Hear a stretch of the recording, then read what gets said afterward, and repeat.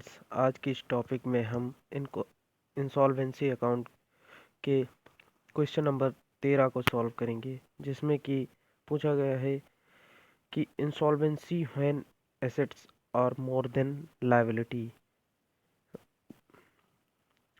जब assets liability से ज़्यादा हों तब कौन सी कंडीशंस होंगी, इस पे एक प्रश्न ये पूछा गया है। तो जैसा कि प्रश्न हिंदी और इंग्लिश दोनों में है, हम इंग्लिश में पढ़ेंगे। The assets of A merchant on 30 September 2015 as shown by his book were 56,000 and his liability is 44,000. He filed his petition in the insolvency court and estimated his deficiency to be 30,000। जैसा कि इसमें कहा गया है कि 30 सितंबर 2015 को एक व्यापारी ने अपनी लायबिलिटी और अपने एसेट्स को बताया, जिसमें एसेट्स 56,000 और उसकी लायबिलिटी 44,000 थी और उसकी डिफिशियंसी जो थी 30,000 रुपये थी। यहाँ पर हम देख सकते हैं कि जो है मर्चेंट की एसेट्स है वो उसकी लायबिलिटी से ज़्यादा है। फिर हम क्वेश्चन पढ़ेंगे। After making the above estimate he found that the following item were both passed through his account book।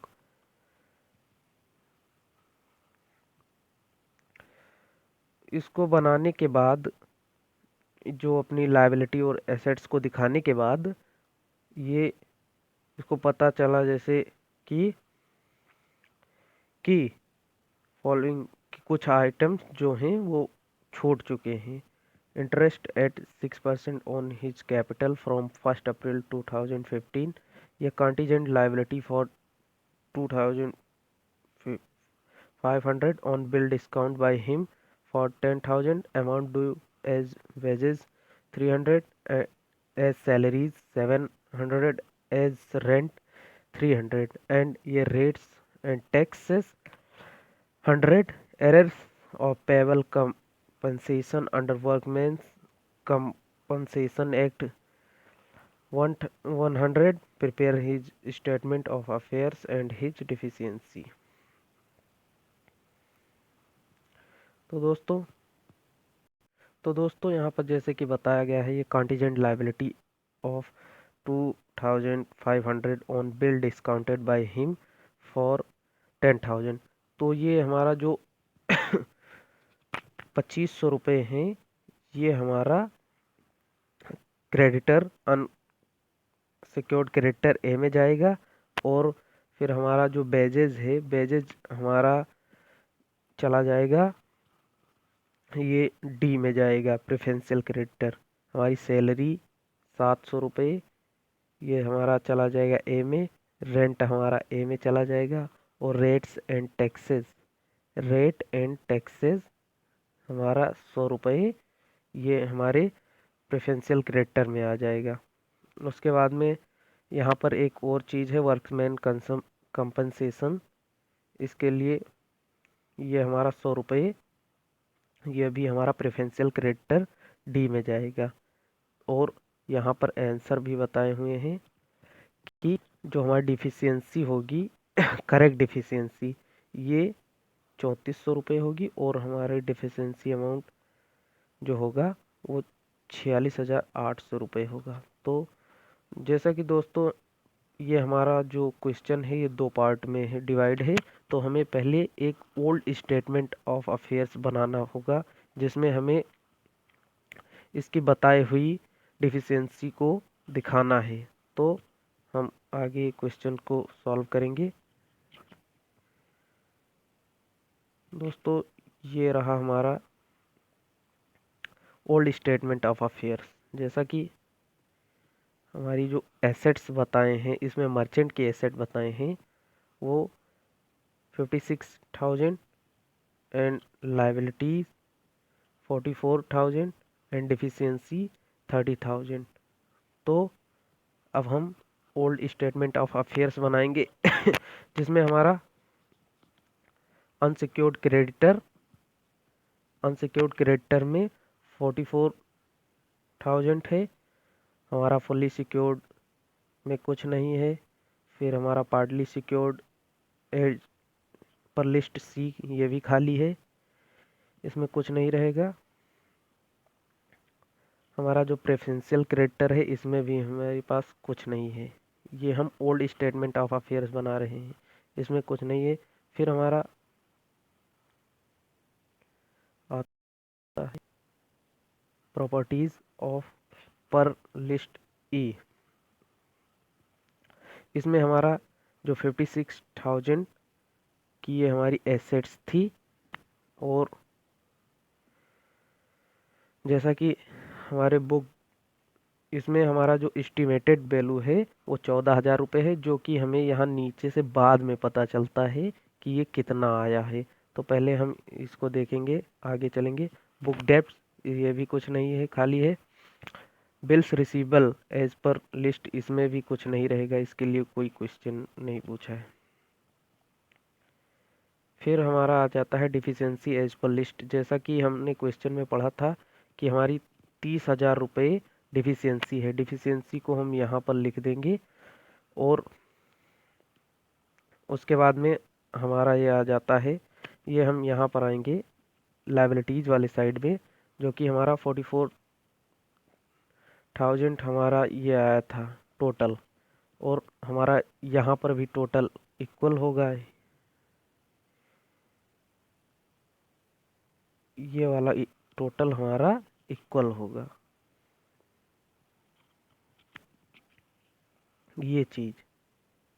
तो जैसा कि हमारी डिफिशियंसी 30,000 थी, इसका और इसका अंतर, डिफिशियंसी और टोटल अमाउंट का जो अंतर है वो हमारा 14,000 आ रहा है जो कि हमारे एस्टिमेटेड वैल्यू में आ जाएगा। हमारी एसेट्स की जो एस्टिमेटेड प्राइस हमें मिली, 56,000 की जो एस्टिमेटेड प्राइस मिली, वो हमें 14,000 मिली। फिर हम आगे देखेंगे कि कैसे, किस तरह से हमारे लिस्ट ई और डी की सहायता से हम न्यू स्टेटमेंट ऑफ अफेयर्स बनाएंगे, जो कि मर्चेंट की बुक में लिखने से भूल गया था, ऐसा क्वेश्चन में बताया गया है। तो हमारा जो लिस्ट ए में आएगा, लिस्ट ए में हमारे क्रेडिटर 44,000 के थे, जो कि ऊपर बताया गया है। बिल्स डिस्काउंट ये 10,000 रुपये था, जिस पे हमें 2,500 रुपये ही मिले। उसके बाद में हमारा आता है सैलरी की अमाउंट। इसमें जैसा कि कोई बताए नहीं है, कोई संख्या निश्चित नहीं है कि कितनी लेबर्स या कितने कलर्स को सैलरी देनी है, इसलिए ये हमारे सारे चले आते हैं लिस्ट ए में। रेंट में भी कितने महीने का दिया गया है ये नहीं बताया, तो ये हमारा ये पूरा का पूरा इसी में चला आएगा। हमारा इसका टोटल इस साइड का हुआ 55,000, और ये हो गया 47,500। फिर हमारा लिस्ट डी में देखते हैं क्या हो। जो हमारा बेजेस जो है वो 300 रुपये हैं। 300 रुपये हमारे बेजेज हैं, हो गए जाएंगे। और टैक्सेस पे जैसा कि दिया हुआ था कि 100 रुपये, ये हमारे प्रेफरेंशियल क्रेडिटर में जाएंगे। और हमारे जो किसी भी एक्ट से अगर रिलेटेड होते हैं, compensation act, factory act, company act, ये सब पैसे हमारे चले जाएंगे डी में, list D for preferential creditor के लिए। अब हम आगे इसको देखेंगे, न्यू स्टेटमेंट ऑफ अफेयर्स। जो हमारा इसका नया स्टेटमेंट ऑफ अफेयर्स बनता है वो हम देखेंगे। जैसा कि हमारे टोटल क्रेडिटर्स जो थे वो 47,500 के थे, और इसमें जो कि हमारा 500 रुपये प्रेफरेंशियल क्रेडिटर में आ गया, जो हमारा वेजेज टैक्स और एक्ट से हमारा हुआ था अमाउंट, वो 500 हुआ, और इसका पूरे का टोटल हो गया 47,500। फिर हम आगे बढ़ते हैं एसेट्स की साइड में। एसेट्स की साइड में हम जैसा कि जानते हैं कि 56,000 यहाँ पर था, जो कि हमारी एस्टिमेटेड वैल्यू आई थी 14,000।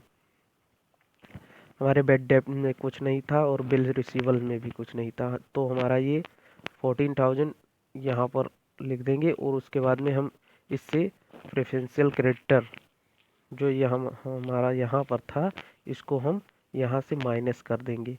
माइनस करने पर ये आ गया हमारा 13,500 की ये टोटल अमाउंट हुई, और इससे हमें इक्वल करना है हमारी इधर वाली लायबिलिटीज़ वाली, जो हमारी ग्रो लायबिलिटीज़ के साइड में एक्सेप्टेड टू रैंक में होता है, वही चीज़ हमारे ये एस्टिमेटेड टू प्रोड्यूस में होना चाहिए। इसीलिए नीचे हमारी है यहाँ पर। अब ये हमारी जो टोटल डिफिशियंसी हुई, इसका जो अंतर हुआ एसेट्स और लायबिलिटी का जो अंतर होगा, वही हमारी डिफिशियंसी हो जाएगी।